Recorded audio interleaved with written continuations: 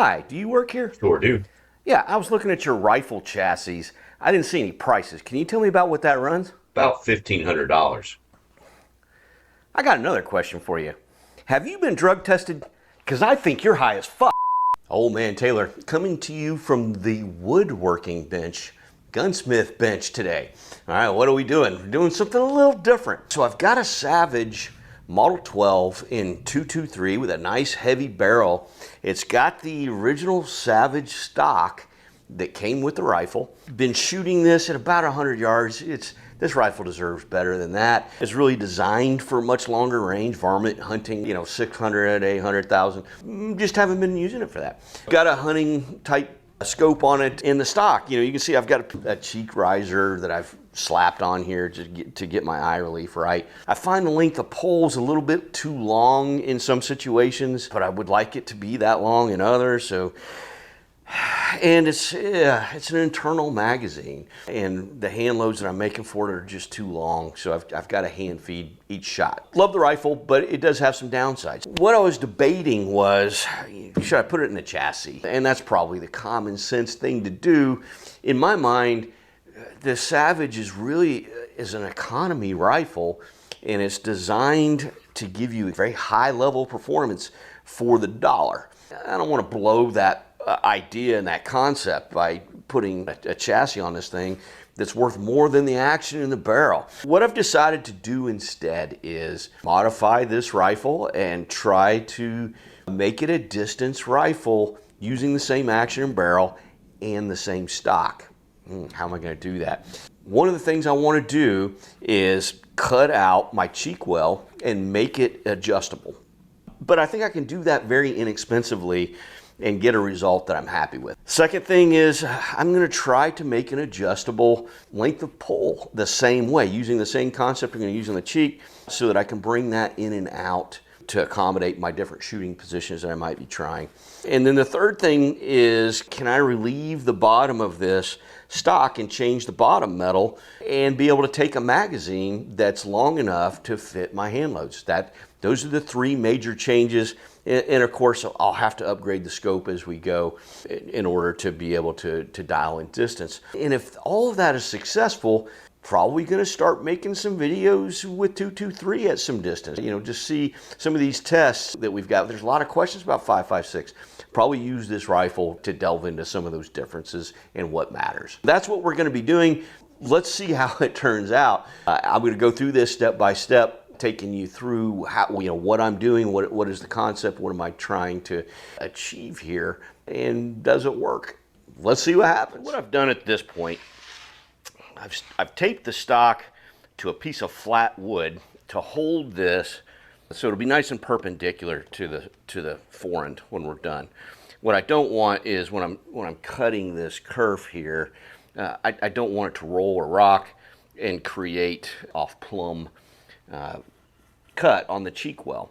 Well, the other thing I've done is I've laid out the cuts that I'm going to make to shorten my stock. So the idea here is I'm going to make a cut and take that piece off, and I'll reuse that piece with my rods. I'll add 2 rods, take out another small piece, about a 1/2 inch, and let me bring that in. So in one position, when I need it shorter, I have the 1/2 inch, and then when I change position and I need a longer, I can slide that back out and maybe even go a little farther if I need to. That's what we're going to do first. That's going to be the cut that we're going to make on the table saw. You can see I've also drawn in where cheek riser cut is going to be, and I'll add the 2 rods. And by doing it this way and laying it out all on tape, I can see where the rods are going to end that are going to support this piece, and that gives me the room for the rods that are going to support the cheek piece, and I can see how all that's going to lay out. Just drawing it and can erase it and move it, whatever, until I get it just how I want it, which is how it is now. I'm going to go ahead and I'm going to make these 2 stock cuts on the table saw before we move to coping saw or that type saw.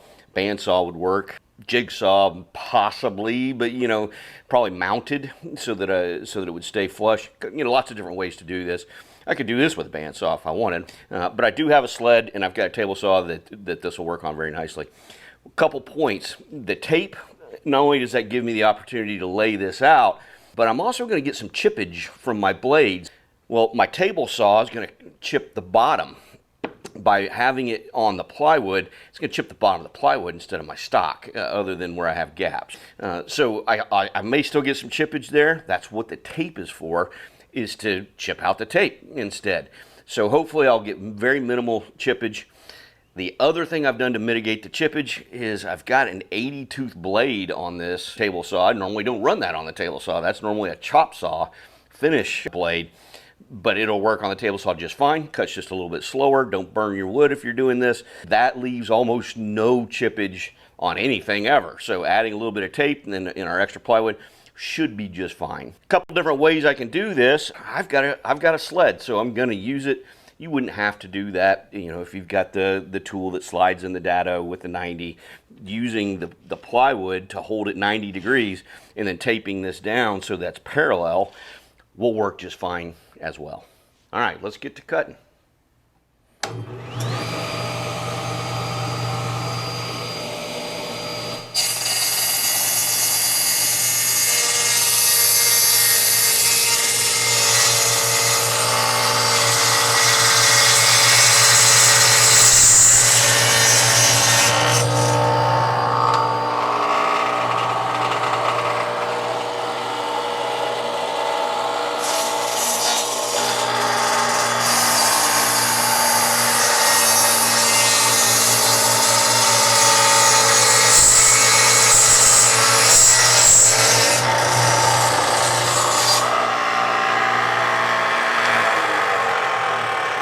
Talking about making this cut for the cheek well, here's a challenge.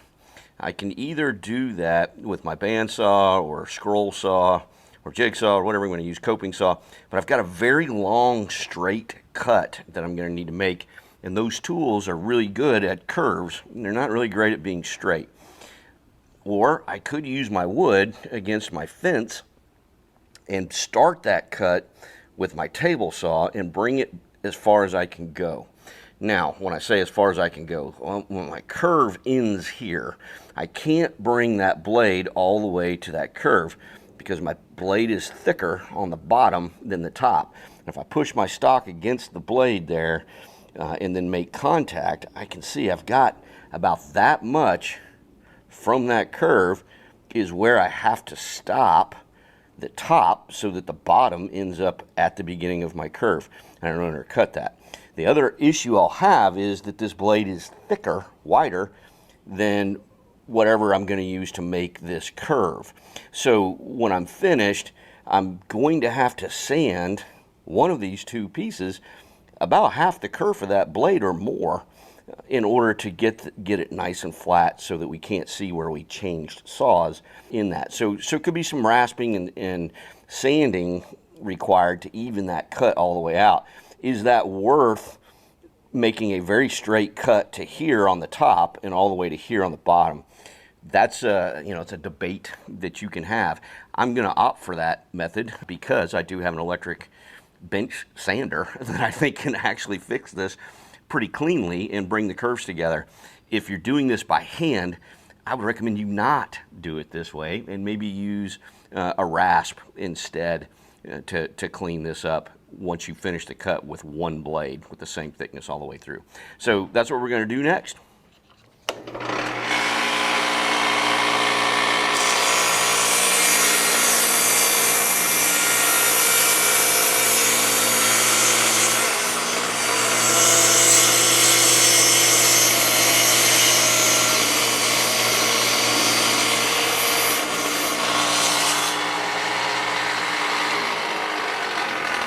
Plan B, the plywood, as nice as it was slightly too tall. It was making contact with the rear of my guard. I know as I went through, I was going to hit that, and it was going to be a problem. What I've done instead is I just took my curve, the piece I cut out, laid my rifle flat on the workbench, slid it under there until I got it so that it would hold my stock square, and just taped it in. So it isn't going to last very long, but I only need it to last through one cut. I'm going to follow the edge of my cut and even that out on both sides. I've flipped the stock also here, obviously.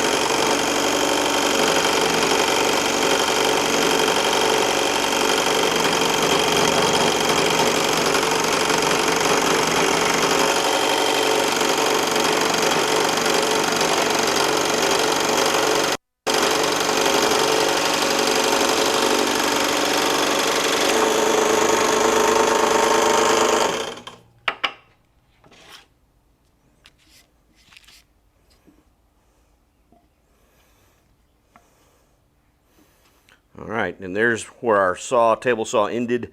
So that'll be the part I'll need to sand out of there on both of those halves. Otherwise, well, it looks pretty good. With my cheek well, it'll probably be sitting somewhere in that range. Let's go ahead and form these to a little closer to our final shape.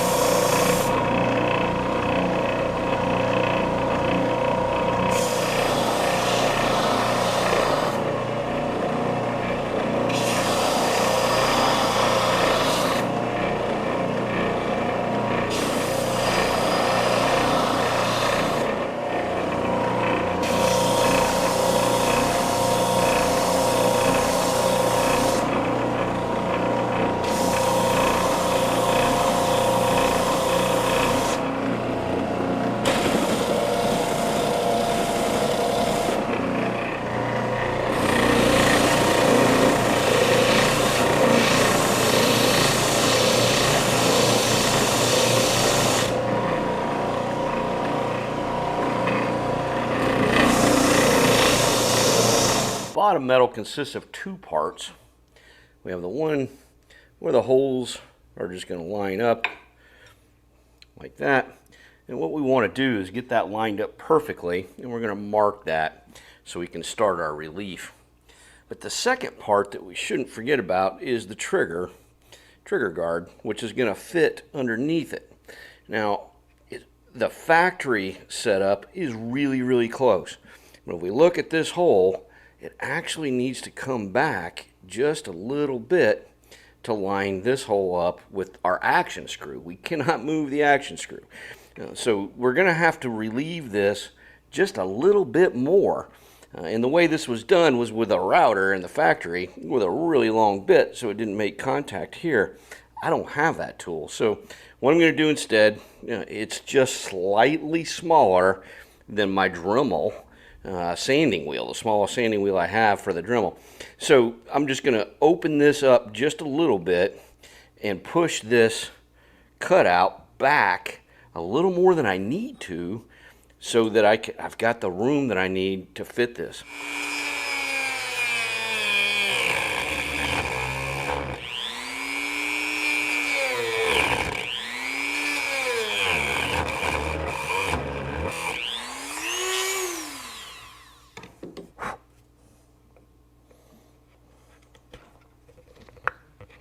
It looks like it's just a little bit too far, which should give me the play that I need to make that work.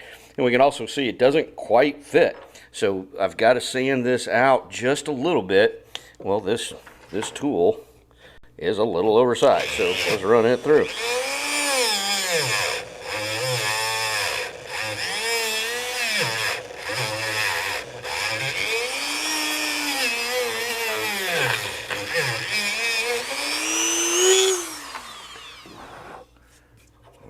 See what we got now. There we go. Now we've got a fit. Our action screws through the middle of those bushings. Got a little bit of play here, and that's about how much room I have to be wrong on where that layout is. So when I relieve this, I kind of want to be off by about that much. Or at least be prepared to remove about that much material to adjust it. If when we get it together, the magazine doesn't leave my ammunition in exactly the perfect spot. Could be off by about that much, because remember, we're aligning where the lips of that magazine are going to stick out based on these actions. So I've got my inlay laid out. Challenge I have is if I go to use a router, it's going to rock and roll on this stock. So what I've done is I've got two pieces of wood, and leveled them, squared them off the stock slightly lower, so that if I move my router through here, I'll be riding the two pieces of wood and staying square and level.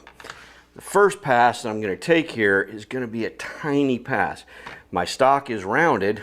I'm basically going to square that. Probably won't even make it to the edges. If I do, it'll just be barely. And the idea here is to just get the basic footprint laid out, and then we'll try our receiver, we'll try our bottom metal, and see how close we are to fitting what we've actually done.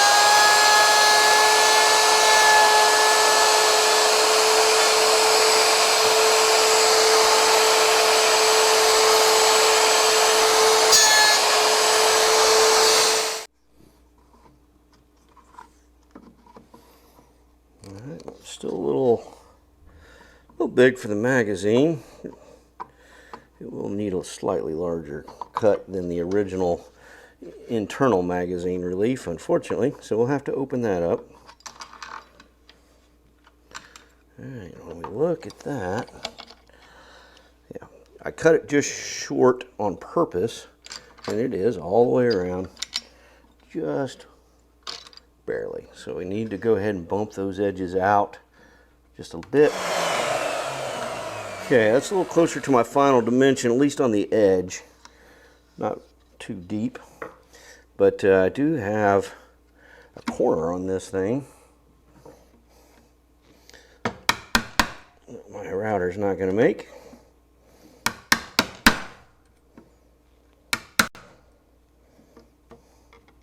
A pair of them, actually.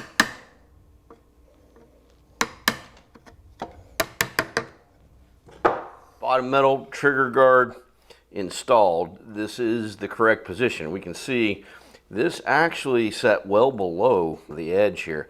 It was some pretty deep routing that I had to do to finally get it to its final proper seating so that the magazine doesn't have slop. Once I lock it in, it snaps right in, and that'll put the cartridge at the same spot every time. The other thing I want to point out is my screws. It came with two longer action screws, and I need one longer action screw back here, but the front screw, the action screw, was too long. So I went back with my original, and that one is actually the right size. This one is still a little bit long. You're going to have to cut, in this case, I think I cut off a little more than 1/8 of an inch. So this is our final sitting with this particular bottom metal. Not thrilled with it. I wish it would have sat higher, honestly. You know, even with the bottom of the stock. But this is the one I could get. So this is how it's going to look when it's done. If you want to do this yourself, you're going to just have to keep cutting. You know, it had to go down a long way to fit properly so that the lips of that magazine weren't making contact with the bolt, but I would pick up the cartridge every single time. So there it is. Bolt is got an extension piece on the bolt stop right there that's going to prevent the bolt from coming back far enough to pick up a cartridge from the magazine, external magazine, right there. So we're going to have to trim that right along that line so that the bolt can come all the way back and clear the cartridge from an external magazine.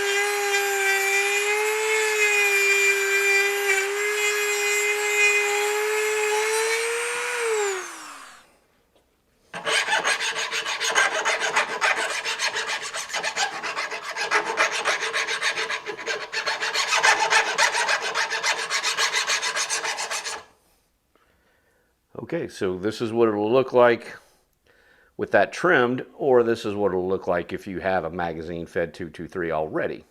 For this demonstration, I have an inert round, no primer. I use this for setting my seating die. I'm going to go ahead and load that in the magazine,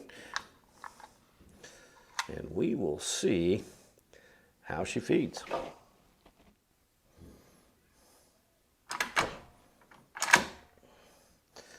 I can see I've got space between my bolt head and that cartridge now.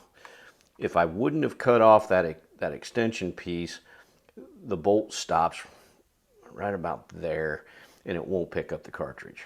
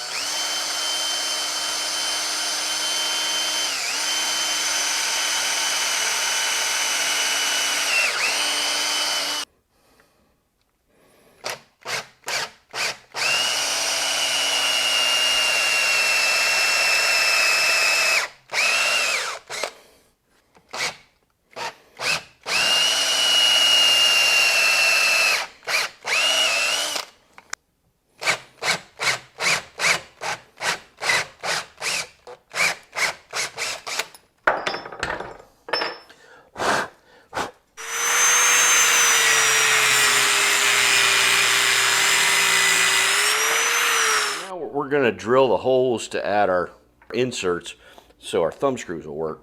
I've cut off a couple rods here, and they obviously sit in the pockets. I can use the rods to align where the holes are going to be. And in fact, I used the rods before I cut them so that I could see very clearly where those lines were. Top, marked them, and then use the depth to be able to give me a mark of where that hole is going to end. That way when I cut these up here, I know I'm not going to interfere. Right. So the next thing I did was figured out, how much space do I want between here and here. Need to leave enough material that when I turn this down and it presses, doesn't explode the end, but I don't want it so far in that I don't have much adjustment, because the center of this is where that rod is going to stop. So that'll give me a little more than an inch of adjustment. I took off a ½ inch or so coming in. That'll give me an extra ½ inch coming out, which it's never been too long. It's or never been too short. It's always been too long. So I think that'll be just perfect for what I'm looking for. Now, when I look at the end, I can see that my insert's too long. So I'm going to have to cut this insert, but I need this portion to start the thread. So I'm going to drill my 3/8 hole, which it really should be just a tiny bit bigger, a machine bit. It would be ideal. But 3/8 will work. I'll just wall it just a little bit to make it a little bit too big. I am going to set these with epoxy when I'm finally done. So I really want the epoxy to hold it. I want the threads to lock it in, lock that epoxy in. That's really the intent. So I'll drill through. I went ahead and marked my bit with a piece of tape so that I can't over drill my hole and go too far. And I've done the same for a pilot bit that's in the drill.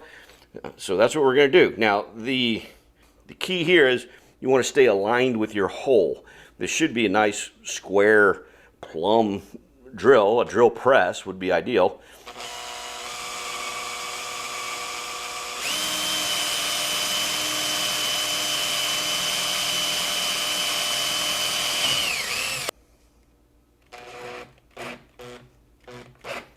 This bit is very aggressive. I am going to slow it down a little bit.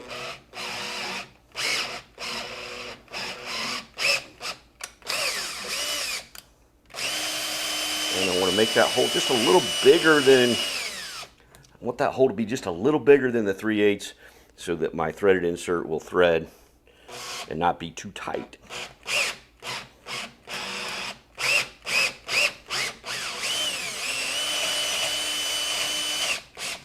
My threaded insert is going to require a very large screwdriver, not a common screwdriver. It's so large. So what I found is, something like this scraper actually works better than a slightly too small screwdriver. The danger here is this is brass, so it's not very strong. And if I don't have a really nice fitting tool, I can strip that out and not be able to move it up or down.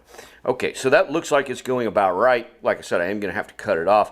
I did want to get it started, so I've got some threads. Once I cut it off, it's going to be a little harder to get started.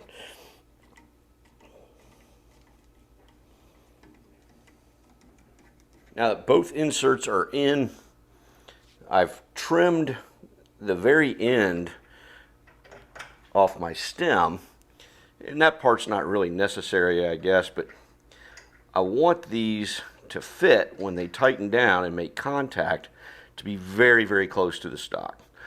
They're going to cover that way. They'll cover that little bit of damage from the drill bit spitting out, and they just won't stick out and just look a little cleaner. So just shave that just a touch so that my rods now are nice and tight. If I loosen them up, I can move my rods quite freely. That's what we're looking for. The next issue I have is this rod was sold as 3/8 inch, and I drilled a 3/8 inch hole, and it's very loose. So I need to secure these in here, and I don't want them that loose. Well, what I can do to tighten that up while my epoxy sets, my epoxy is going to hold that. But what I've done to the other side is I've made that a very snug fit by just flattening out the very end of that with a hammer against, basically using this as an anvil. It does take quite a bit of force. That's why I'm using a sledgehammer.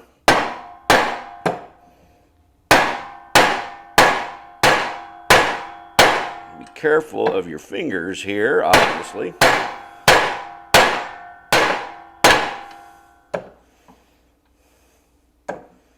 I'm going to repeat this a whole bunch of times. I'll stop the video and we'll take a look once we get them in. All right, now we've got it. It'll go in. I'll have to tap it in. That's what we want, a nice snug fit. We'll fill that with epoxy, slide it into the rifle, make sure everything's aligned, tape it, and let that epoxy set. All right, while the epoxy is setting up on this guy, let's do some final shaping here and some sanding. This is going to be a lot more obvious. This is nice and flat, and it'll be really close. So I did hit that with some 220, but it was really easy. This has got a bit of a curve in it, and we want to keep this as flat as we can get it. and I can feel there's a little bit of a lump there. It's not perfect. So I'm going to hit this with 220. And what I've done here is just taken a file to give me a really flat surface to sand. And, I'm trying not to rock. I'm trying to hold that straight. And we'll just keep going until my high spots are gone and it's nice and smooth. And then we'll work on this curve a little bit.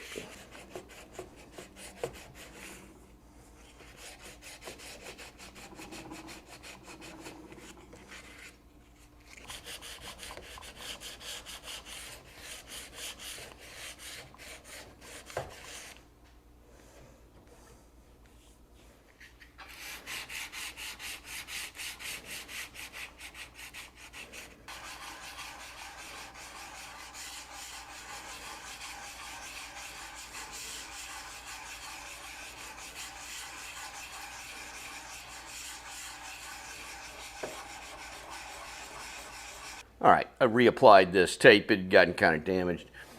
And I've transferred my marks from where the end of my piece is going to be, and then set enough space in front of that so that I won't make contact when that is in there, to be right there at it, right at the very edge, but not quite touching it. So I'm going to set that right there, and then keeping this distance, set that one there. Now the challenge I've got with this one is my stock is cut away down here, and it gets gets narrower and narrower. I could drill through that accidentally, so this will limit how deep my hole can go, which will limit how much travel I have.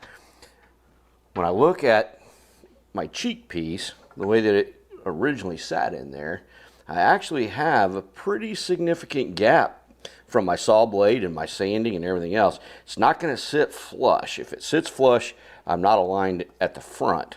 So I'm going to split that difference a little bit, get a little gap at the top, a little bit of gap there and there, and that will be our zero position. That's when we slide it all the way down. Well, the challenge I have is using my dimples, like we did the first time, to set in there and then tap it. Well, I've got that gap, so it won't tap. So what I'm going to do is I'm going to go ahead and drill, begin these holes just a little bit, enough to set these in, but not all the way. And that way I'll be able to transfer the marks onto this piece instead of that one.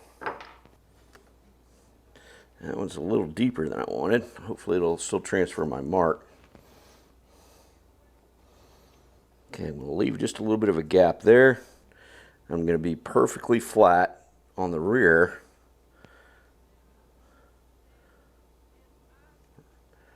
That's how we want it, just like that.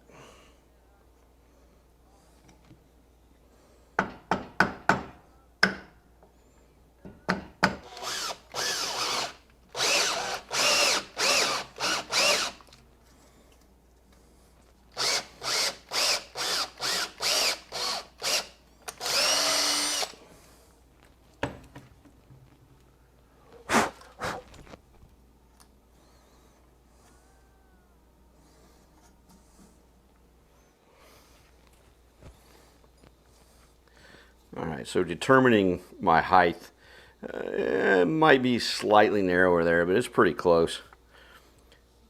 If I look at the end, I can kind of see about how deep I can go. I don't need to go very deep, somewhere probably right in there. So I'm gonna go ahead and set my drill bits with some tape with that depth in mind.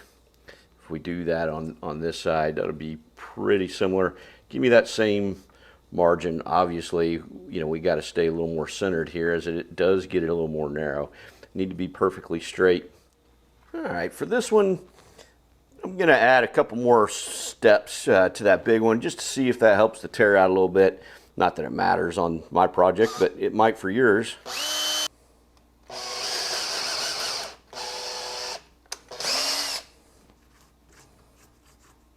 So that did help the tear out quite a bit, significantly. If this was an heirloom piece or something like that, I wouldn't be doing it this way, just because of that tear out. Now this is really low quality laminate, some walnut in there, who knows what else. It's really, really soft. if I was really dead set on preventing that tear out, I'd put a piece of wood over the top of this, clamp them together, and drill through, and then the tear out would happen on my scrap wood on the top. But no big deal. This is, obviously a very inexpensive, low quality, looks very nice, works well, just not an heirloom piece here. So I'm not terribly worried about that. Okay, I've got it turned the other way because I'll have to fit the knobs next. There's our cheek rest. So I'm going to have a larger gap here than here, just for the way that sanding happened, how much I had to remove to get those saw cuts out of there. If that's bothersome to you, you can easily just sand this nose just a bit more to get that gap even all the way across. I don't anticipate ever using it down here. Don't really care as it climbs. It'll be less noticeable that it's a little tighter here. Personal preference. So the next thing we're going to do, we're going to add these knobs. They'll be here and here. Do that exactly the same way we did those. Go ahead and lay that out and drill those holes. All right, before I epoxy this in, it's just sitting with the rods at the bottom. This gap is even, and just trim your posts until they match and you've got a nice even with them all the way down. And of course that gap disappears as we come to the top. This is the original position that it was in. Like I said, I'm never intending to ever have it here again. But I measured this so my bolt would come out and not hit this nose. That's why I made that cut right there. But if that's a little too close for comfort or whatever, I may drop it down just to slide the bolt in and out, and then be able to pull that back up. So next steps will be just to epoxy those two posts into our cheek well, just like we did with the butt. Then the final step will be just adding some rub poly wipe-on polyurethane that I've got here, just to seal everything up. That'll also darken it just a little bit. I may put a little conditioner on prior to that, just to bring out that grain a little bit and make it match. The version I'm going with is a satin finish, just because that's what's already on the stock. I don't want it to jump out as being super shiny or anything, but that'll be my final step, just to give it a quick wipe.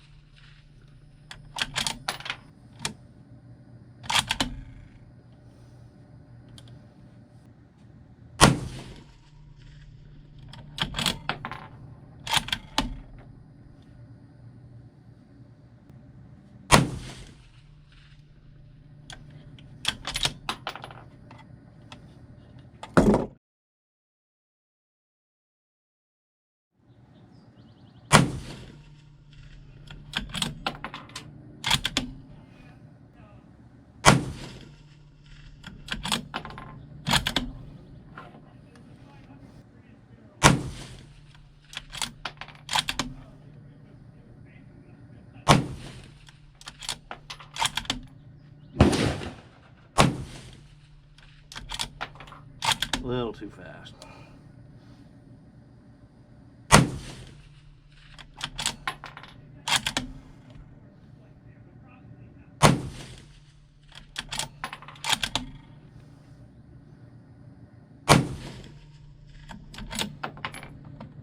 Talk about how this worked at the range. What I found was under heavy recoil, my buttstock tended to move just a little bit if I didn't have it pretty tight.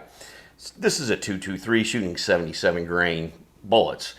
It's not a lot of recoil. If I had a larger caliber, what I would probably do is those rods that hold this in, I would probably just grind a flat spot right where my screws are going to make contact, so I can really cinch those down and hold them a lot tighter.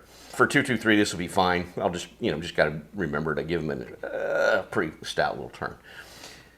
The cheek well worked out fantastic. I did change scopes while I was at the range. I started this out with a hunting style duplex Leupold. I've put this Athlon Aris, more of a tactical long range scope on it. And the height changed. I didn't have the correct rings. I'll put the smaller rings on. I took this off a different rifle. And I was able to adjust the comb on the fly exactly where I wanted it. So I got perfect cheek weld. My eye lined up with the light box every time. It was magical. Exactly what I wanted. This I would recommend very much. It's a very easy process to just do that comb. Worked fantastic. Now, let's talk about this bottom metal for a minute. The reason I did that was this is 223, but I do hand load for it, and my cartridges end up being much longer than a regular magazine could take. So that's why I got the original stock with no magazine, and I've been hand feeding it for 15 years, one round at a time. MDT recently came out with this magazine, 308 body with a 223 insert, and they left the nose open so that I can fit my longest hand loads easily clear. There's room for more. And that's what drove this project to get that bottom metal in there. Well, the bottom metal they don't make for this particular rifle, just isn't made. So I bought bottom metal that the screws lined up with the action for a Savage, but not a Model 12. I had to relieve that farther than I expected. It's up there pretty good. Just be aware when you're seating that, you can't stop when it's flush. You have to insert the bottom metal while you're routing to figure out how far to go. Insert your magazine and make sure when your action is on the rifle, after it snaps in, you don't have a lot of play here. Because if you do, when you snap it in, if it's high enough for the bolt to take that top round and it drops and it settles, the bolt will miss the top round. You won't get reliable feeding. That's a function of how much slop when the magazine's locked in place. Well, the function of that slop is how deep you set that bottom metal. So be sure that you get that tuned very well. I didn't show that on the video either. It was a lot of inserting the bottom metal, holding the action, sliding the mag in, and eyeballing that gap until I just got it perfect. I did bed that in once it was there. I took out so much wood. I did use an epoxy all the way around to give it a nice snug fit. Used a release agent so I can take it back out if I need to. While I was at it, I also didn't show this on the video. Since I had the epoxy out and the release agent out, I went ahead and bedded the recoil lug on the action. And I went ahead and inserted 2 pillars and bedded them as well, just to give it a little upgrade while I was doing it anyway. There's a ton of YouTube videos on how to do that. Didn't feel I needed to create a new one. That's the process, that's the build. Very inexpensive if you're gonna do this comb. I'll show the parts and the price I paid for them. I got a bag enough to do 2 rifles. Actually, probably gonna do another rifle, and I'll still have parts left over. All total, I'd say that's probably about $10. Just do that if I bought just the right parts for that. The adjustable Stockwell was absolutely perfect. I was able to bring that really far in when I was shooting off the bench, slide that back out. When I went to the prone in other positions, it's just handy to be able to move that in and out just a little bit. I did save the piece of wood as a spacer and just cut a couple notches. I didn't show that on the video either. It can slide in there and give me a hard stop if I need to. For 223, I won't. You know, if I'm shooting 300 Win, I might want to do that, just to have that capability.